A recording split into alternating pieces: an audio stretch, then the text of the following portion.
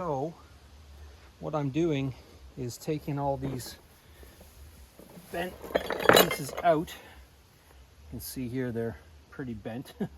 These are probably wrought iron. This is the end bar here, bent. The U-bolts, not too much left of them. Castings look okay. We're going to reuse those. The farrow teeth, some of them are reusable, some of them not. They just happen to be 5/8 square. I'm going to use railway spike material for that.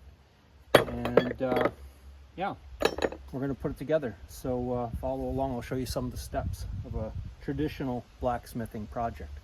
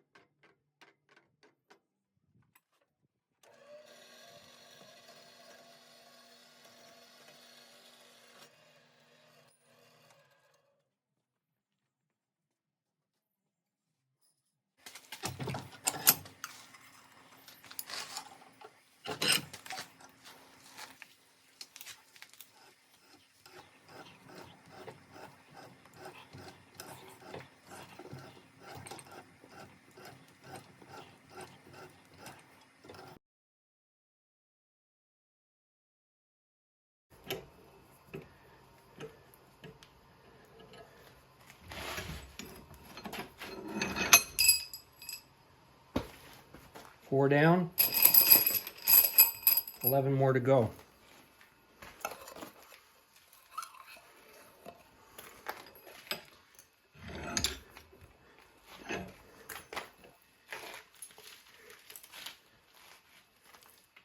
Half, 1, half, 2, half, 3, half, 4, half, 5, half, 6, half, 7, half, 8, half, 9, half, 10, half, 11, half, 12. 12 turns, 3/8 16 thread, 3/4 of an inch of threaded end. Should be plenty when we turn these into U-bolts.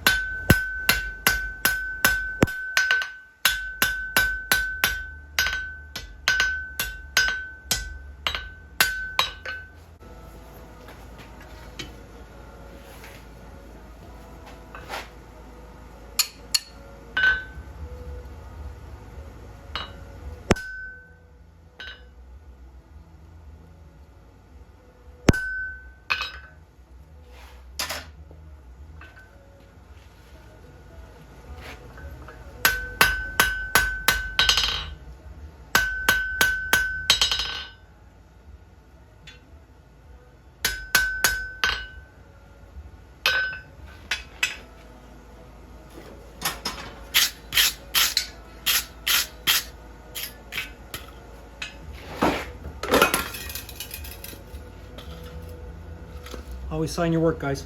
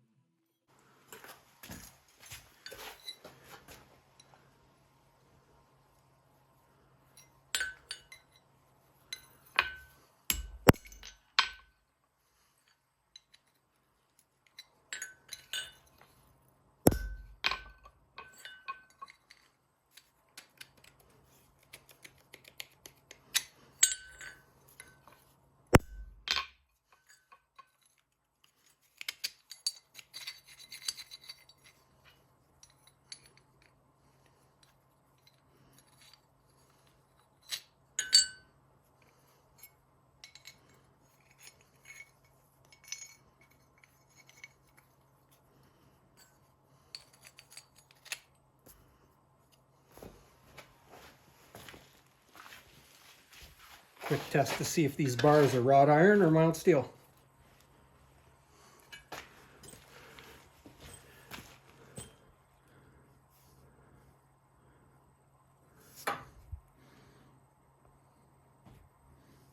As you can see, it's not wrought iron, just mild steel bars. So maybe this is a little bit newer than my first estimate. This is squarely in the 1900s, maybe 1930. Anyways, yeah, fun project.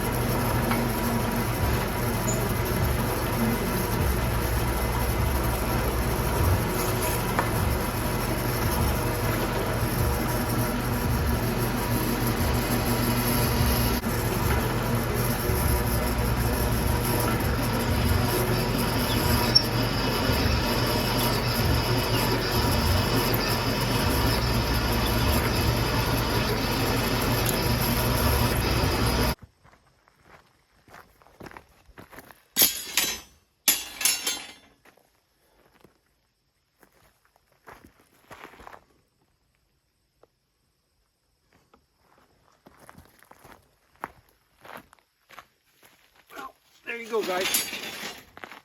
The drag harrow. And a couple of observations, I guess, and I did a little research after starting into this. Thinking at first it might have been wrought iron and a little bit older than it actually was. Two things would indicate its age. One, the threads are 3/8/16, which is the national thread standard. And that probably came in around 1870 in the US, I think. And the other is cast steel, which is an indication of the modern steel industry, which again, sort of the same time period in North America. So yeah, it's probably 1900 or so, which puts it around 120 years old. And it was about time it had a tune-up, so here it is. I had to make these 3 missing clamps. I didn't get too much of that on video, but basically they're a fabrication versus the originals, which were cast steel. I don't have any way to replicate those, so I did my best to just make them out of bits of angle iron and 1/2-inch square bar, and hopefully they hold up. And yeah. So this is traditional blacksmithing as it was done. It's not all bottle openers and knives. Blacksmiths were an integral part of the community and were relied upon by everyone to fix and to fabricate and to replace missing parts. And so we'll carry on that tradition a little bit longer here. and hopefully pass it along to another generation. So thanks for tuning in, guys. Like and subscribe, and we'll see you again soon.